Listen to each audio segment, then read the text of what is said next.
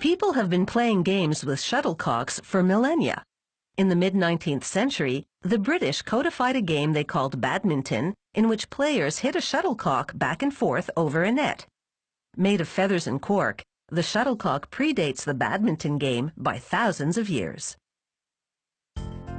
Many people are familiar with the widely popular plastic shuttlecocks used for badminton games in backyards everywhere. But serious players use the original feathered shuttlecock.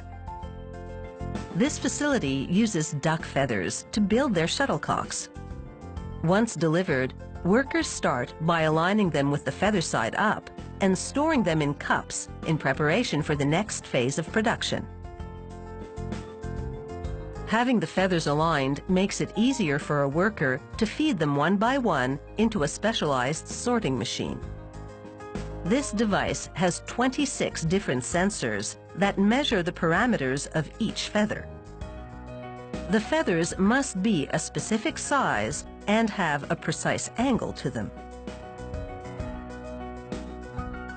The machine sorts feathers of the same size and angle into different bins.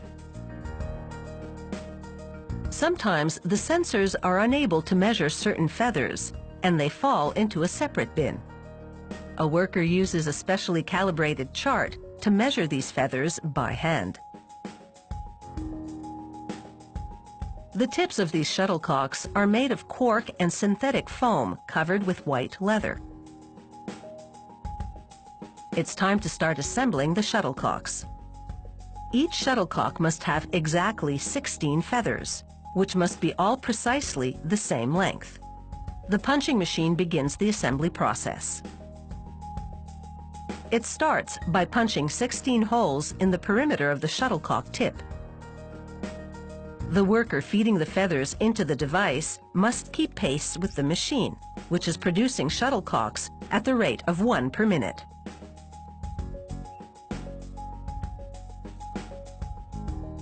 A worker uses flat-nose pliers to carefully adjust the angle of each feather. She then places the shuttlecocks inside a miniature wind tunnel to see if they're properly balanced. On some shuttlecocks, each feather might have a slightly different angle to maximize balance. Once the angle of the feathers has been adjusted, they're transferred to a machine engineered to apply a bead of glue around the interior perimeter of the shuttlecock tip. This helps fix the stems of the feathers in place.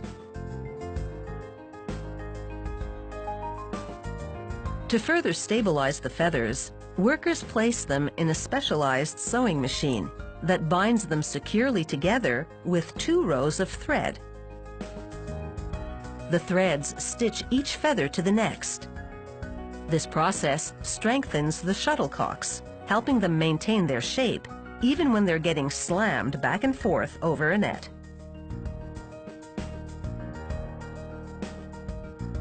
When the machine has finished stitching a shuttlecock, a worker ties off the thread to keep it from unraveling and cuts off the excess. Finally, she evens out the thread rows. With the threads in place, the shuttlecocks must undergo a final tuning.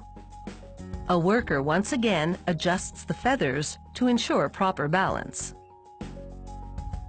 A machine applies glue to the threads on the shuttlecock, locking them in place to give them the necessary rigidity.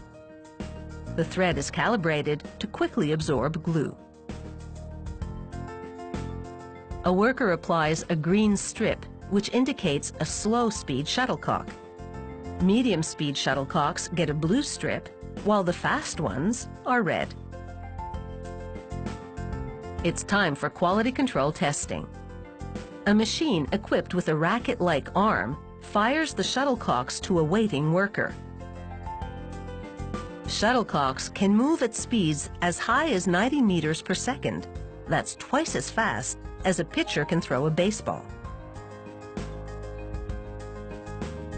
Once the shuttlecocks have passed the quality control test, a worker inserts 12 at a time into long cardboard tubes, similar to those used to hold tennis balls. With its 16 feathers, it's no wonder the shuttlecock is also known as a birdie. These high-quality products are ready to fly.